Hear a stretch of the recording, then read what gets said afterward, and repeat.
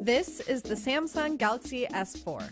It's got a stunning 5-inch HD display, LTE, a monster quad-core processor, and a terrific 13-megapixel camera.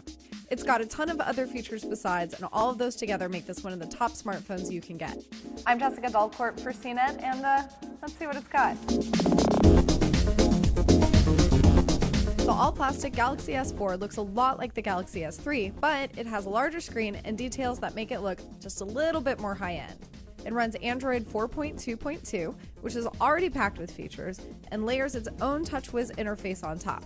Get ready for some highlights, starting with settings. You see those one-touch icons in the notification tray? Now you can toggle on and off even more of them. You can even edit their order and make them appear in the top 5 controls. If Android gets too overwhelming, you can also turn on the stripped-down Easy mode. Websites, games, and video all look really great on the 5-inch 1080p HD AMOLED display, thanks in part to the phone's 1.9 GHz quad-core Qualcomm processor. Its AMOLED screen delivers rich colors and deep blacks, but it's also extremely reflective and harder to read outside. The S4 comes with Gorilla Glass 3 cover glass, and an extra sensitive screen lets you operate the device with a cloth-covered hand. Do you want to control your phone with your eyes? You can, sort of. New features do let you scroll the screen up and down when you tilt it, and you can pause and resume video when you look away from the screen and look back. Something called Air View will preview items like an extra browser tab or a photo in the gallery when you hover your finger over the screen.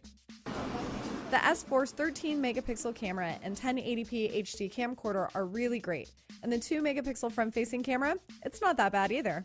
Of all of these new settings, Dual Shot is definitely my favorite. It will insert photos or video using both the front and rear cameras into the same frame. There's also a mode called Drama that arranges an action sequence all in one shot, and an animated photo mode that moves a portion of the scene and freezes the rest. Sound and Shot is one mode that adds a 9-second voice caption to your photo, but it only plays back on a Galaxy S4 device.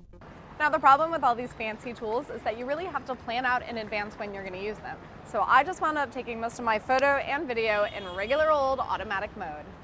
Image quality was really good in outdoor and well-lit situations, and I could even crop photos that I took from far away without losing very much detail at all. Video was also really crisp. Here's a neat feature. You can use the S4's IR Blaster to control almost any TV and DVR player. After a quick setup, you'll have access to several remote control interfaces. I actually did use it at home to surf live TV listings, launch Netflix shows, and program my DVR. By now, you should have a sense of just how deep the Galaxy S4 features go. But here's the thing. Even if you never explore them all, the S4 is still a really great phone. It isn't as eye-popping as the HTC One, but it does do all the important stuff well, and you can get it from almost any carrier. The Galaxy S4 starts at $200 on contract for the 16GB model and goes up from there. So there you have it, folks, the power-packed Samsung Galaxy S4. For even more details, read my full review at cnet.com.